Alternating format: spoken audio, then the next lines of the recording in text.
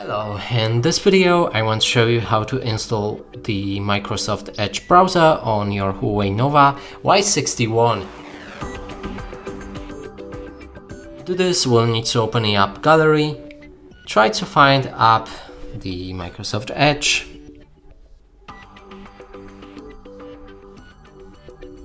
Here we have it.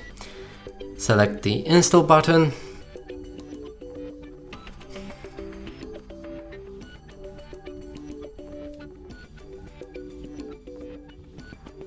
After installation process is complete, we can begin the setup.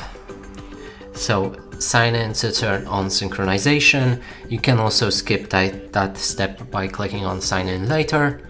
Accept or disagree with the data sharing preferences and press on confirm.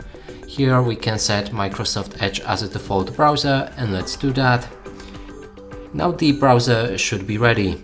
And that's it for this video. Hope you like it. Please consider subscribing to our channel, leave a like and a comment below.